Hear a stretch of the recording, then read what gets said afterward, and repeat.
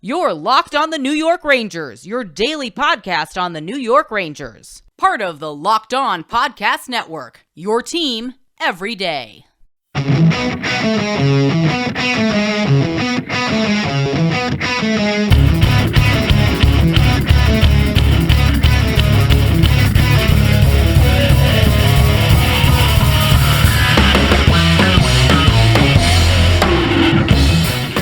Welcome back, Blue Shirts fans, to episode number 670 of the Locked On New York Rangers podcast. I'm your host, John Chick. Just want to thank you guys, as always, for making Locked On New York Rangers your first listen every day. We are free and available on all platforms, and that song you're hearing right now is, of course, Leave the Lights On from our good friends in Passafire. You can check those guys out anywhere you get your music. And today, going to continue and perhaps finalize our off-season series here of best and worst case scenario, and basically it's just what it sounds like. We're going through the Ranger roster here position by position, little by little, and taking a look at every single player and determining what can happen for them in a best case scenario as well as a worst case scenario. We have completed the 12 forwards that I believe will be out there on opening night. We have also taken a look at the 6 defensemen that I believe will be out there on opening night. So for the time being, the only thing left to do is to take a look at the 2 goalies who I believe will dress on opening night. Of course, that would be Igor Susturkin and Jaroslav Halak. And we'll see what happens. You know, maybe if a certain Ranger that I'm not thinking of ends up making the team, then maybe we'll retroactively, do a best and worst case scenario for that player. Maybe Jimmy Vezinas is out there on opening night. Maybe Brandon Hoffman or Will Cooley makes the team. If that turns out to be the case, then, we'll look at the final roster and we'll at that time do a quick best and worst case scenario for those players. But for today, like I said, it's all about the goalies. And we will start with who else? The reigning Vezina winner. That would, of course, be Igor Susturkin. Igor, still just 26 years old, and he is now entering year 2 of a 4-year deal worth a total of $22,600,077, rounding up around that point, $77,000. There we go.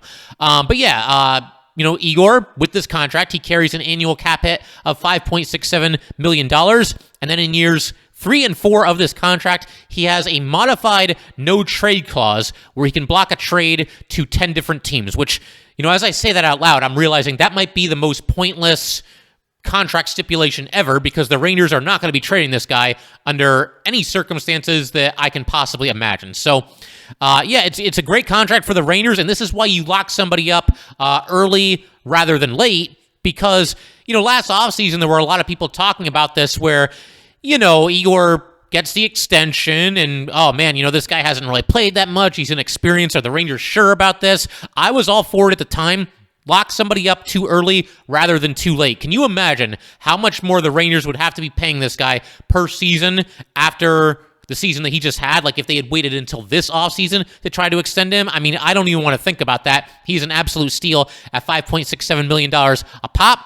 So I think it was a great job, even though he wasn't experienced. This guy has dominated everywhere he's been, including the NHL, and they've got him at an absolute steal, once again, of $5.67 million per season. He will then be a UFA at the end of the 2024-2025 season.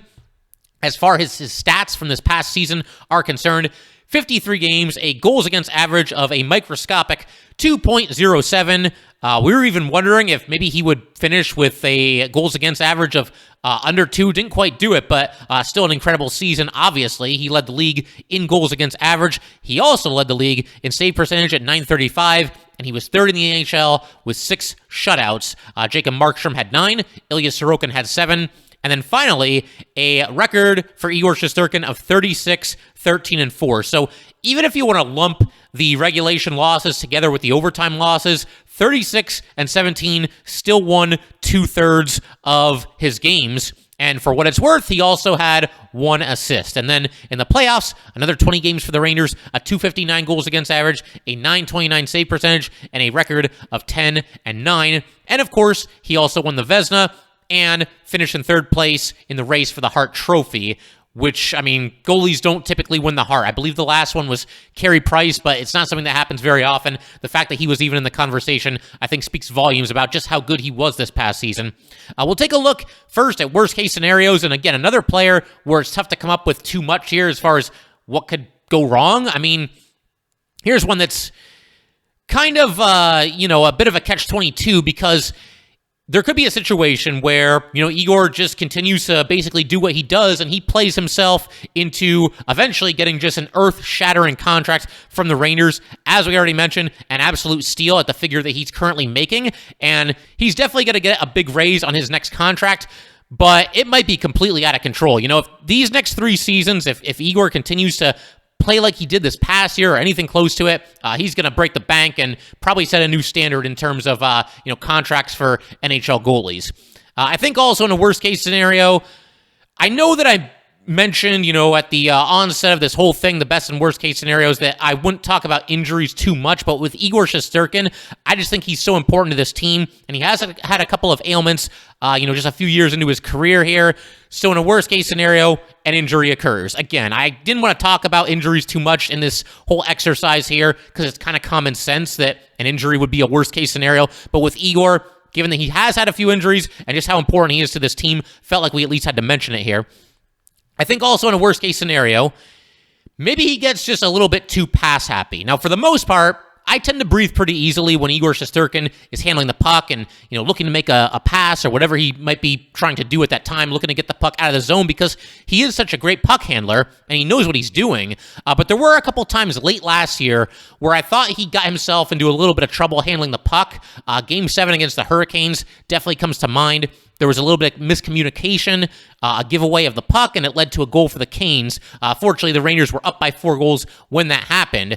But I just don't think we want to see Igor getting too pass happy and getting too caught up in trying to make, these rink-long passes to create offense. Now, look, it's a skill that he possesses, and when the time is right and there actually is some room to make a pass up the ice, then by all means go for it. I just don't want to see him kind of jump the shark when it comes to his passing. Trying to pass the puck through a sea of bodies to a player that's not even really open. We don't need any of that. Like I said, it was difficult to find worst case scenarios, but I think in a worst case, you see him just try to do too much with the puck, which saying that out loud about a goalie just sounds strange in the first place, but tries to do a little bit too much with the puck. Maybe it leads to some turnovers and some scoring opportunities for the opposition.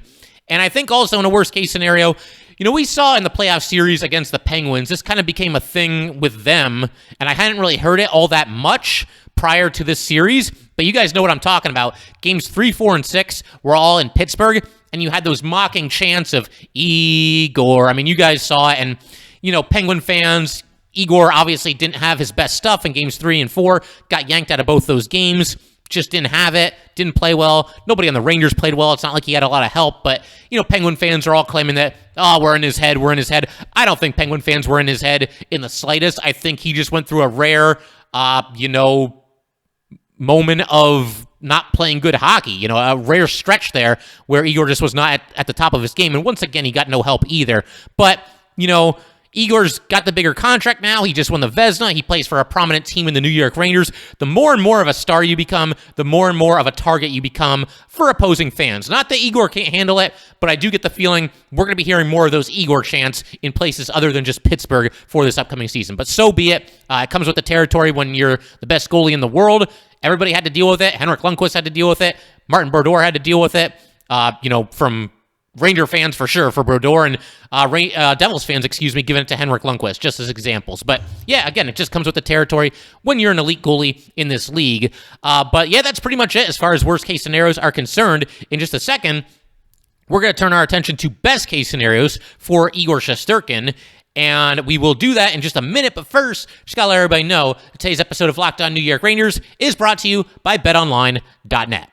BetOnline.net is your number one source for all your pro and college football betting needs and sports info this season. Find all the latest football league developments, game matchups, news, and podcasts, including this year's Week 3 games.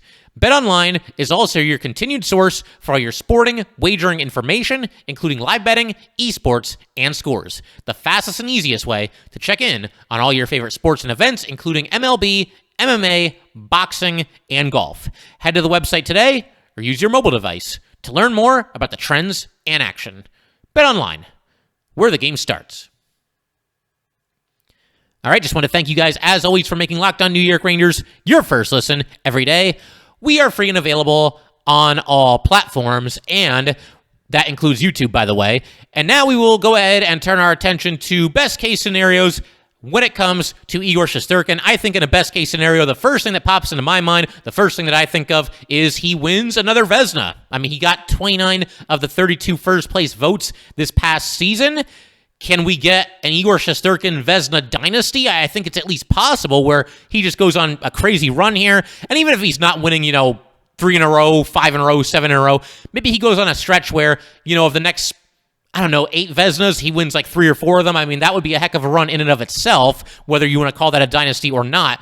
But again, I see no reason why not. You can look at the stats. You can look at the eye test. You guys watch the Rangers. You guys watch Igor Susturkin on a night in and night out basis, and you're certainly very well aware of the talent that he possesses and certainly the potential that he has to win more than just one Vezina. I would be stunned, honestly, if he went the rest of his career without winning at least one more. But we shall see. There's a lot of great goalies in the league, but certainly in a best-case scenario, why not? Back-to-back Vezinas for Igor Susturkin. I think also in a best-case scenario, he wins not just another Vezina, but he also wins a Hart Trophy for the league MVP. And again, he came in third place for this past season.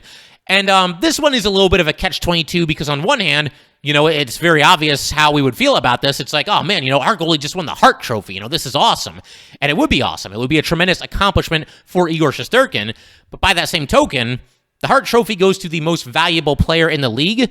And goalies don't usually win it, as I mentioned just a couple of minutes ago. And if Igor wins it, then it might suggest that he did so because he's saving the Rangers' butts on a night in and night out basis, which, again, great for him. But it would also suggest that maybe the Rangers aren't playing great defense in front of him. Maybe they're becoming a little bit too reliant on Igor Shesterkin. Like, we can mess up and it doesn't really matter because Igor will just bail us out anyway. I don't think the Rangers are typically like that. I don't think that's their mindset or anything like that. But it is a young team, and there were times this past year where I think the Rangers sort of fell into that trap at least a little bit, the over-reliance on Igor Shesterkin. But, I mean, hey, if he wins a Hart, that's awesome. I'm not going to complain about that too much. There's another one here that's, again, a little bit of a catch-22. I would say he leads the league in quote-unquote stolen wins. This kind of goes back to what I was just talking about as it pertains to the Hart Trophy. But with this one, stolen wins, it's kind of a relative term, and I think he's good enough to do this on his own volition. I don't think that, Igor Shesterkin leading the league in stolen wins would 100% guarantee that, the Rangers aren't playing well and that he's just completely saving their butts, because a stolen win is basically just a situation, for me at least, where the Rangers get outplayed. It doesn't have to be outplayed by a drastic margin, but a situation where they get outplayed at least a little bit by a small margin or wherever it might be, and Igor Shesterkin is the difference. He's the ultimate X factor, which is what he was this past season. He could bail the Rangers out of some games when they didn't necessarily play all that well, and I think that there could be a couple of games this season where that fits the description as well, as far as how a game unfolds. The Rangers, not to say that they're a no-show or, that they play terrible hockey or anything like that, but they're not the better team on the ice, and yet Igor Shesterkin makes sure that they win anyway. So I think that's at least possible. We'll see. Again, you don't want to completely over-rely on your goalie, but Igor's so good, man. I mean, he's going to steal some wins. You got 82 games. He's going to steal a couple wins at some point in there, and he could lead the league in that stat as well. I think also in a best-case scenario, Igor Shesterkin goes undefeated in shootouts. The Rangers in shootouts this past year were 4-3 as a team.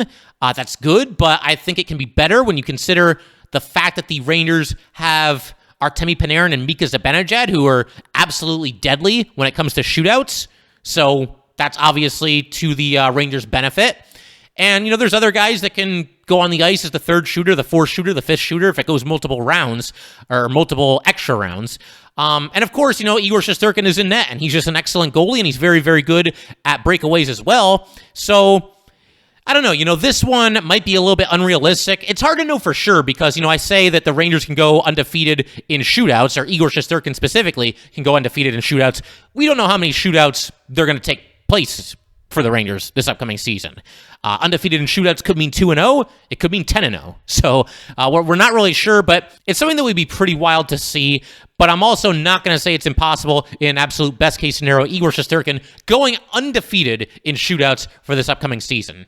I think also, best case scenario for Igor, he leads the NHL in highlight reel saves. Now, there's not really a perfect way to quantify this one, but he leads the NHL in those saves. You guys know what I'm talking about. The ones that show up, top 10 plays of the week, top 10 plays of the month, top 10 plays of the season, whatever it might be. The kind of saves that, your jaw hits the ground and you're just in amazement, gets a big reaction from the Madison Square Garden crowd or even an away crowd if the save is good enough. And those kinds of saves where if you miss the game, you got to seek it out on YouTube. You got to go find a way to see it. It's a save that you can watch over and over. And one of those saves that, or multiple saves that end up on Igor Susturkin's career highlight reel when it's all said and done. Those saves. You guys know what I'm talking about when I say that. Again, it's difficult to quantify, but at or near the top of the league in those truly spectacular, just jaw-dropping saves.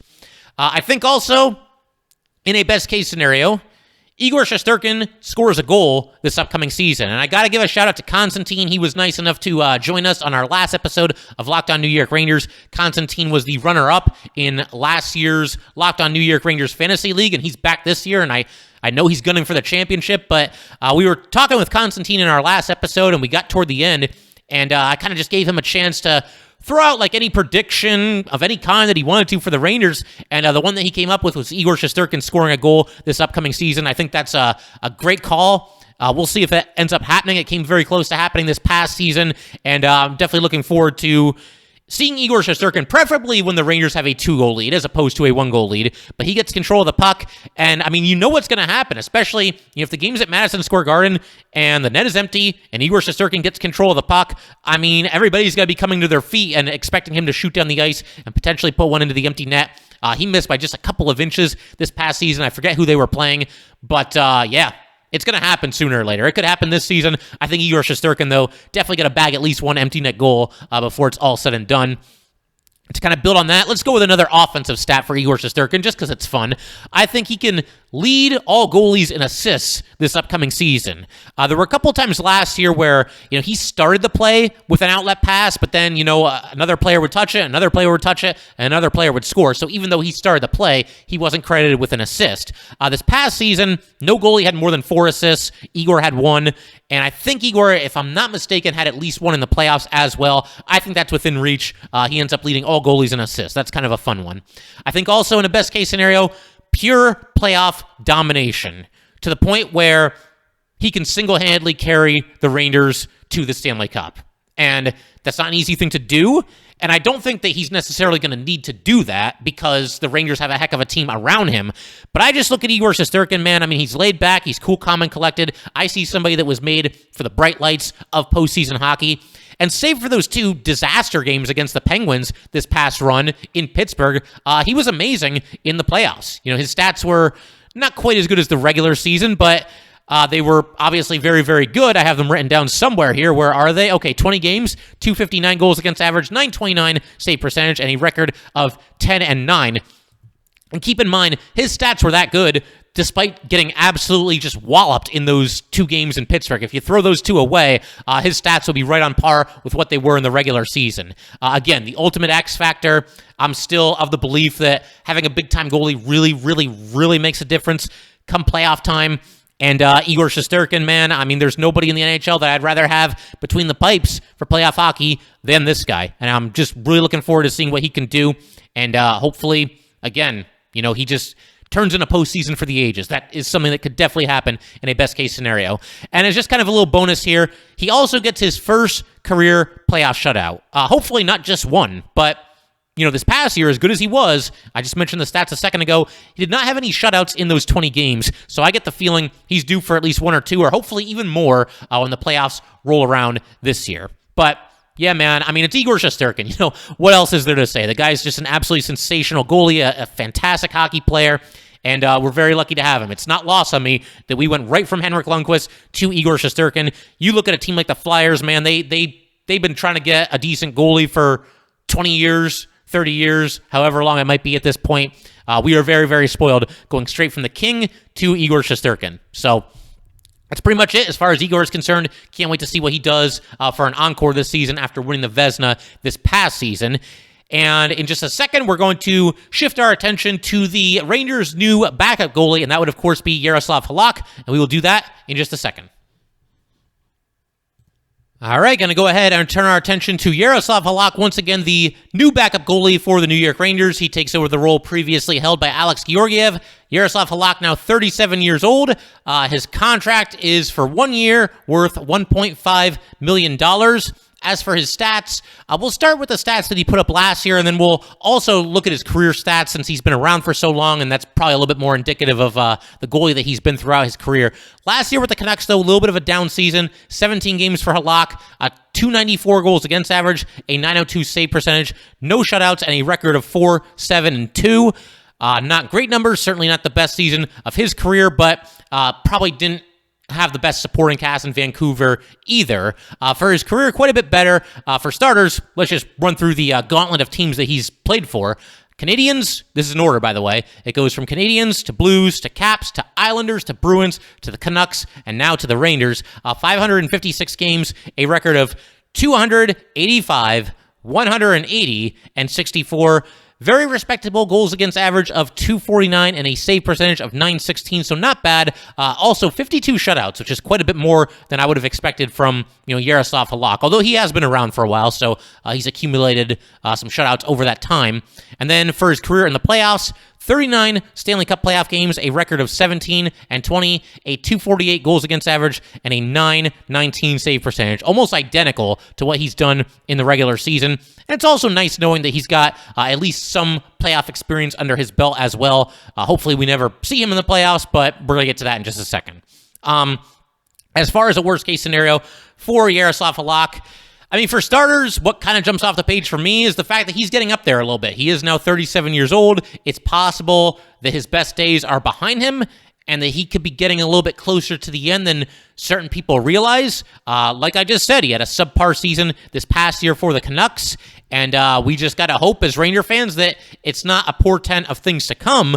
But in a worst-case scenario, once again, clearly on the back nine of his career, getting up there a little bit, it's possible that it is. Hopefully the fact that he's a backup goalie and probably won't play all that often bodes well for his endurance and his longevity this season. I think also in a worst-case scenario, you could be looking at a situation where he catches some flack from Ranger fans. We, up until now, have always known Jaroslav Halak as the enemy. When I think of Jaroslav Halak, I think of him as an Islander, more so than any other team that he's ever played for. And the second team that kind of comes to mind, to me at least, when it comes to Jaroslav Halak, is the Boston Bruins. And look, let's be honest, there's no love lost between the Rangers and either of those teams. So Ranger fans, again, they're used to seeing him as the enemy, and if he struggles a little bit, gets off to a rough start, they might continue to see him as the enemy. They might get on him a little bit. And Alex Giorgiev, another one of those polarizing Rangers, but he certainly had his fans. I mean, there's no doubt about that. There's people that really,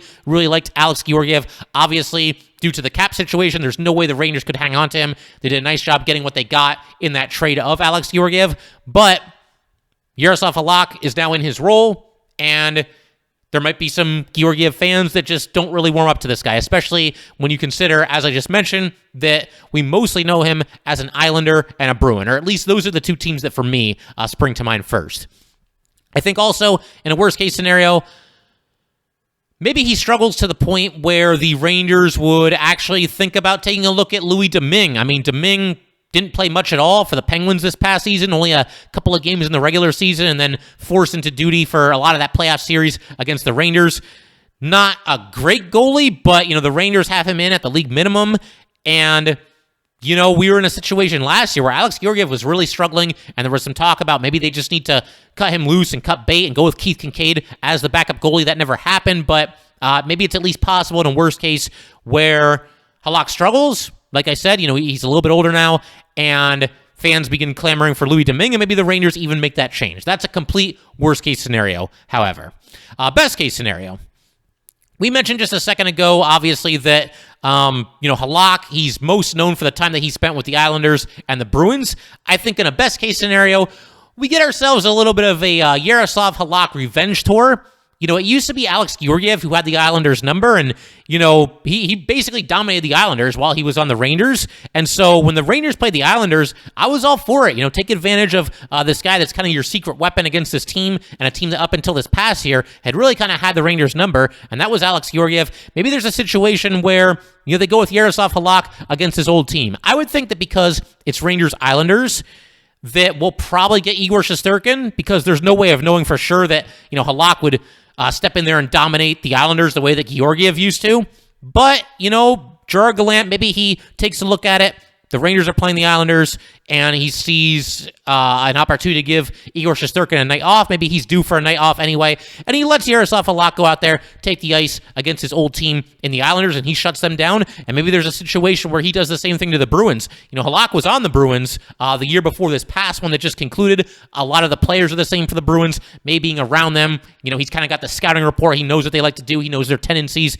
And, best case scenario, give me a Jaroslav Halak revenge tour, specifically against the Islanders and the Bruins. I think also in a best-case scenario, and this one seems almost certain to happen, but Jaroslav Halak takes advantage of a better supporting cast. Last year with the Canucks, they weren't a terrible team, but if you don't make the playoffs, then by the very definition of 16 out of 32 teams making the postseason, you are a below-average team, and I don't think the Canucks really met expectations or really came anywhere close to meeting expectations this past season. And so Halak struggled a little bit, but I think, with the Rangers, he's got better defense and just a better team in general. So he'll take advantage of a better supporting cast, and his final stats will be better because of it, or at least in part because of it. I think also in a best case scenario, we find out that Jaroslav Halak is a little bit better suited for the backup goalie role than was Alex Giorgiev. With Giorgiev, you guys know the drill by now. When he was getting regular playing time, which didn't happen often, but when he was getting regular playing time, he was a pretty darn good goalie for the New York Rangers. But when he was just playing sparingly and just going out there once every 2 weeks, once every 3 weeks, it was kind of ugly at times. So in a best-case scenario, Halak adapts to the backup goalie role a little bit better than Alex Giorgiev did for most of his tenure as a New York Ranger. And I think that probably will happen because Halak, throughout his career, he's played every role that there is to play as a goalie. We've seen him as the starting goalie. We've seen him play the role of the backup goalie. We've seen him on some teams where he was in a little bit of a timeshare, a little bit of a hot hand approach. And so Halak is, he's built to handle any role. Obviously, with the Rangers, that role will be backup goalie. But nevertheless, I think he's equipped to do well, despite the fact that he's not going to be seeing the ice all that often this season. I think also in a best-case scenario, he does well handling back-to-backs. We know that Gerard Gallant does not like to play the same goalie in both games of a back-to-back. In fact, I don't think he did it a single time last year in the regular season. And there's enough back-to-backs on the schedule this season where, Halak's to be playing either the first game or the second game. And obviously, the second game, your team might be a little bit tired, a little bit gassed from playing the night before. And Jaro Halak, if he's playing in the second game of a back-to-back, needs to be able to step in there and kind of hold down the fort and pick up his teammates if they're a little bit gassed, from playing the previous day. So in a best-case scenario, Halak goes out there and kills it in the back-to-backs. And I think in a best-case scenario, this one's kind of out of the control of Jaroslav Halak, but in a best-case scenario, we do not see Jaroslav Halak a single time in the postseason. That is nothing against Jaro Halak, but he certainly is not going to start any playoff games, provided that Igor Susturkin is healthy. And if we don't see him play at all, then it means that, Igor Susturkin wasn't pulled out of any playoff games, and he's playing very, very well, and all is well in Rangerland, because Igor Susturkin is playing well, and the Rangers are doing well in the playoffs. So best-case scenario, we do not see Jaroslav Halak at any point in the postseason this upcoming season. But that will pretty much do it for today, guys. Once again, if you'd like to get in touch with this podcast, please send an email to lockedonnyrangers@gmail.com. Once again, that is lockedonnyrangers@gmail.com. And definitely give us a follow on Twitter as well, @LO_NY_Rangers. Once again, that is @LO_NY_Rangers. And definitely subscribe to the Locked On New York Rangers YouTube channel. Thanks again, guys. I'll see you next time. Thanks for making Locked On New York Rangers your first listen every day. Now make your second listen Locked On NHL. Locked On experts give you a daily 30-minute podcast on all things NHL all year long. Stay up to date on everything in the hockey world. Locked On NHL, your daily 30-minute NHL podcast.